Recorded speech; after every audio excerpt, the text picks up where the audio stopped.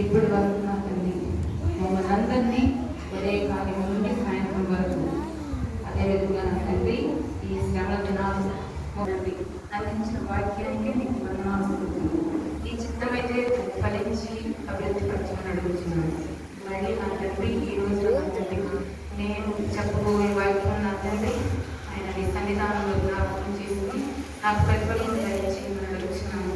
అయ్యా దేవుడిని మాట్లాడండి, జ్ఞానం దయచి ఈలో జ్ఞానం ప్రభు నీ పర్లో జ్ఞానాన్ని దయచేయమని అల్పురాలైన నా తండ్రి ఇద్దరు చాటును బతుపరచుకోమని నజరేయుడైన యేసు శ్రేష్టమైన దివ్యనామములో అడిగి వేడుకొంచు ప్రార్థన చేయించున్నాను తండ్రి. మరి ఒక దినము మీ అందరికీ ప్రభు నామంలో వందనాలు. సమయం ఇచ్చిన అయ్యారు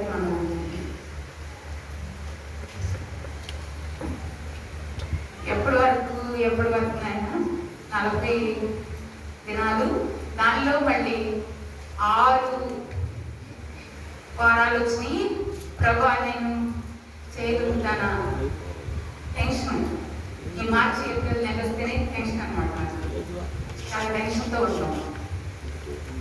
పిల్లలకి ఎగ్జామ్స్ కానీ వీటిలో ఇబ్బందులు కానీ నేను చాలా బాధపడ్డా. అయినా దేవుడు తన కృప చొప్పున పోయిన సంవత్సరం ఇట్లా నిలబడలేకపోయినా మనము ఇంటి దగ్గరైనా ఉండి బయటి బాధ్యం విన్నాం అనమాట.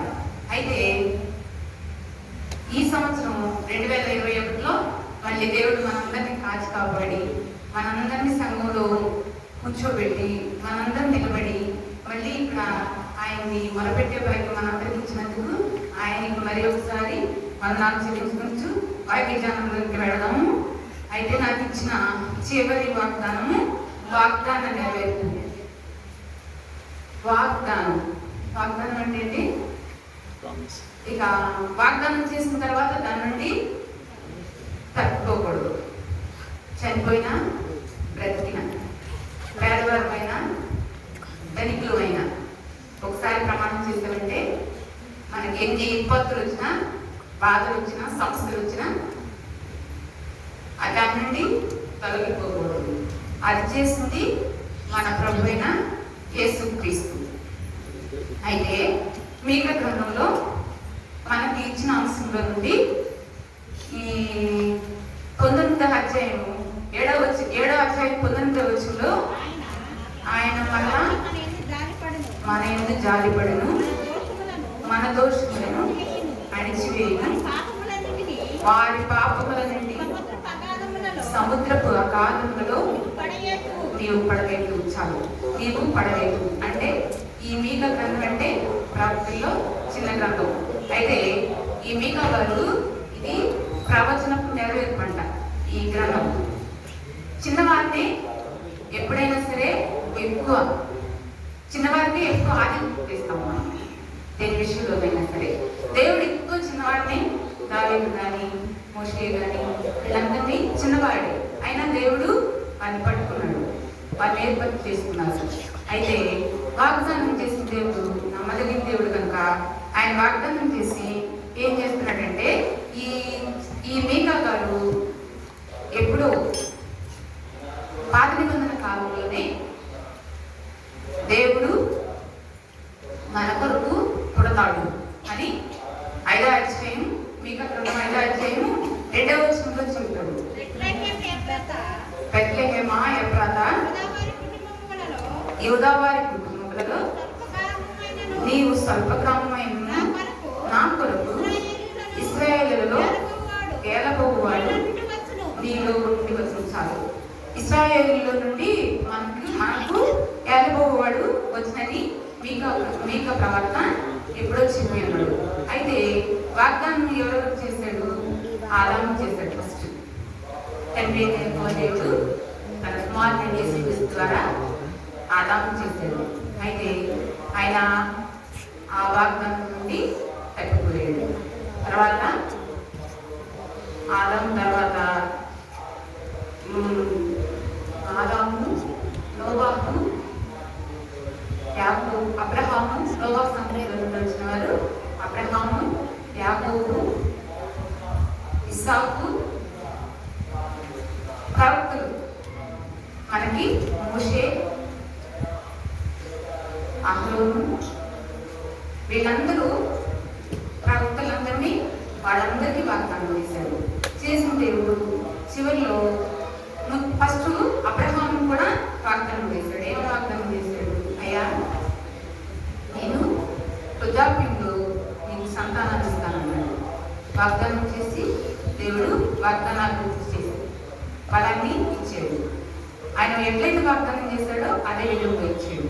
అయితే వీళ్ళలో ఉజ్జియాను కూడా, దావీదుని, యెహెజ్కేలుని, జ్ఞాని సొలొమోన్ని వీళ్ళందరినీ దేవుడు వారికి వాగ్దానం ఇచ్చి నెరవేర్చాడు.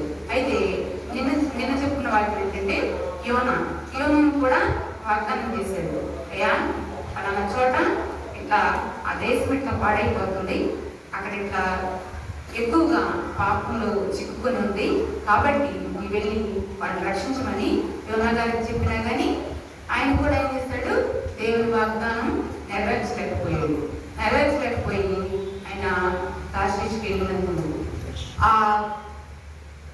ఆ వాగ్దానం చేసిన దేవుడు ఈయన నా సువార్త ప్రకటించాలని చాపకు కూడా వాగ్దానం చేశాడు. ఏమని? అయ్యా, నువ్వు మాత్రం నా యోనాని, నా ప్రవక్తని ఏం చేయొద్దు చెప్పి వాగ్దానం చేశాడు.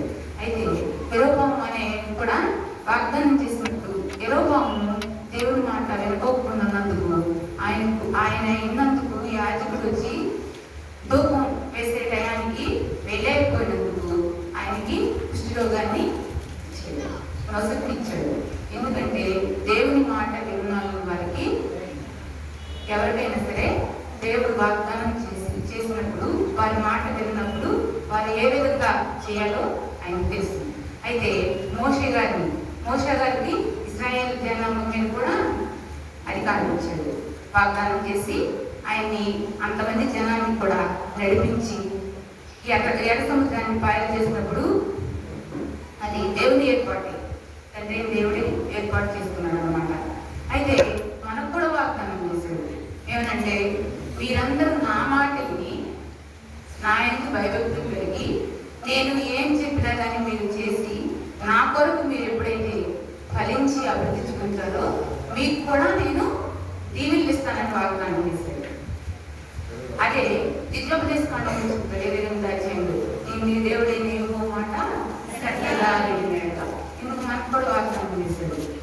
అయితే యెషయా గ్రంథంలో 9వ అధ్యాయం 6వ వచనంలో ఎలాగనగా మన శిశువు మన కుమారుడు అంటే యెషయా దగ్గర చెప్పాడు. ఆయన ఏం చెప్పాడు? మన కుమారుడు పుడతాడు, ఆయన భుజం మీద రాజ్యభారం ఉంటుంది, ఆయన ఆశ్చర్యకరుడు, ఆలోచనకర్త, బలవంతుడైన దేవుడు, నిత్యుడు తండ్రి, సమాధానం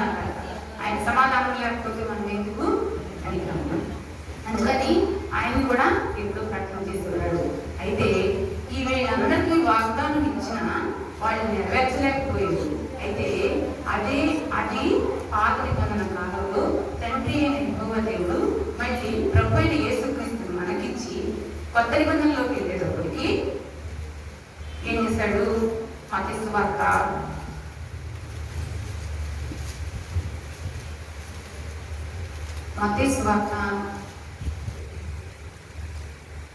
1:22 ఇదిగో కన్యక గర్భవతి కుమారుడు ఆయనకు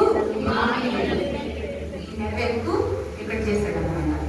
చేసి మళ్ళీ తర్వాత మత్తయి సువార్తలో, లోకా సువార్తలో కూడా ఆయన మనకి కన్యక గర్భవతి కుమారుడు కను ఆయనకి ఇమ్మానుయేలు అని పేరు పెట్టును. ఆయన మన కొరకు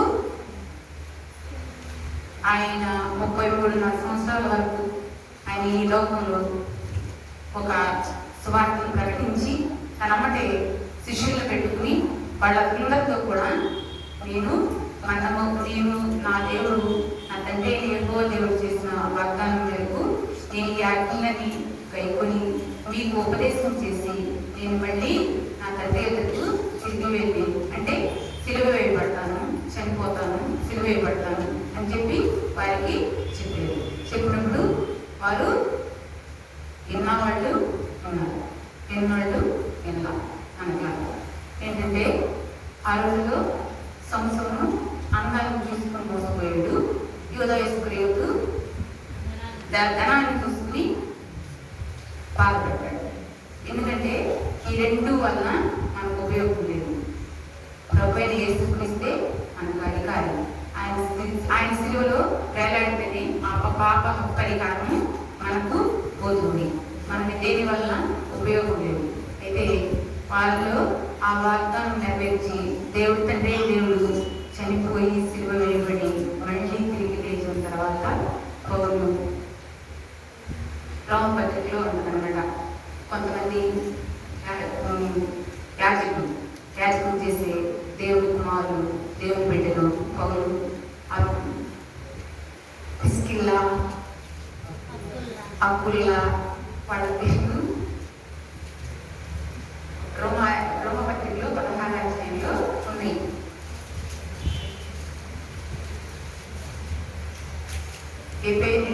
వందనాలు ఈయన పెరుగోను పత్రోకు పెరుగోకును వారితో కూడా ఉన్న సహోదరులకు పిలోలోకులకు యూలియాకును ఏరియాకును అతని సహోదరికి వీళ్ళందరూ ఈ వాగ్దానం చేసి ఆయన చనిపోయిన తర్వాత ఆయన సిలువను గురించి సాక్ష్యం ఇచ్చి ఈ సిలువ వల్లనే మనకి రక్షణ, ఈ సిలువ వల్లనే మనకి విమోచన. ఆయన లేకపోతే మనకి పరలోక రాజ్యం లేదు. మనం నిత్య జీవం పొందాలంటే ఆ సిలువ వైపు చూసి మనం ప్రతిదినం దేవుడి కొరకు మనం మళ్ళీ ఆయన కొరకు ఎదురు చూడాలని వారు దేవుడి స్వార్థ ప్రకటించారు.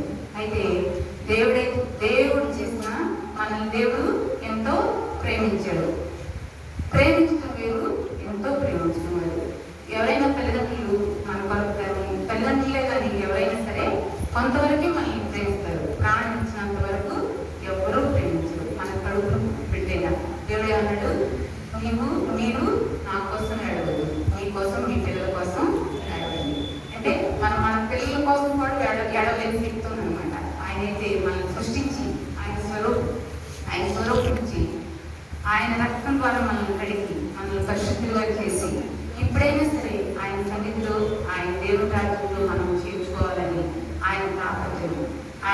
ఆయన మన కొరకు ప్రార్థన చేసి శిలువయాగం చేసి చివరకు మనల్ని ఆయనతో కూడా వెంటబెట్టుకు వెళ్ళేంత వరకు ఆయన మనల్ని వదిలిపెట్టు మంచిగా ఉన్న వారిని ఎవరు కూడా దేవుడు వదిలిపెట్టడు. మనం ఎంత వాళ్ళని త్రోసివేయాలన్నా దేవుడు ఏ విషయాల్లో కూడా మంచిగా ఉన్న వాళ్ళని ఎప్పుడు త్రోసివేయడు. మన మంచితనం అనేది ఆయనకే తెలుసు. మనుషులు ఒక రోజుని 2 రోజులు బాగుంటాయి, తర్వాత ఒక వారం, ఒక నెల, సంవత్సరం, జీవితాలు అంతా ఎవరో ప్రేమించరు. ఏదో ఒక విషయంలో ఈరోజు వస్తానే ఉన్నది. కానీ దేవుడు ఎట్లా కాదు, ఎంత కోరుచుటైనా మనం మీద గమనించాడు. మనము ఆయన మన మీద జాలిపడుతుంట, మన దోషములను అణిచివేయను, వారి పాపము నుండి సముద్రపు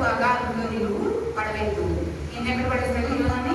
సముద్రం అగాధంలో పడేసిన దేవుడు తన బిడ్డల్ని వదిలిపెట్టకోకుండా ఆయన హక్కును చేర్చుకుని మళ్ళీ నువ్వు ఈ విధంగా రావాలి. ఇట్లయితే మళ్ళీ నీకు ఆ విమోచన, ఆ పశ్చాత్తాపంతో మళ్ళీ నేను నిలివే పట్టణాన్ని మళ్ళీ కాపాడతాను అని దేవుడు వాగ్దానం చేశాడు. దేవుడు కూడా తన కుమారుని ద్వారా వాగ్దానం చేసిన మాట నెరవేర్చుకుని ఆయన సిలువలో మన కొరకు యాగం చేశాడు. కాబట్టి మనం ఆయన ముందు భయభక్తులు కలిగి ఆయన త్రావు వైపు నడిచి ఆయన ఫలించే కొమ్మల వలె మనం ఉండాలని ఈ సమయం ఇచ్చిన అయ్యగారికి ఇప్పటి వరకు నేను అందించిన ఈ వాక్యానికి దేవుని సన్నిధానంలో మీ అందరికీ మరి ఒకసారి వందనాలు చెప్తూ కొంచెం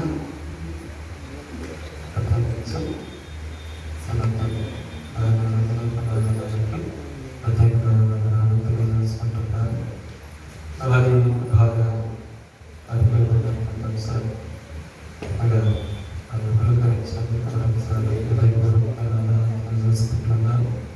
సరస్వచ్చినట్లయితే ప్రార్థన చేసుకుంటాం.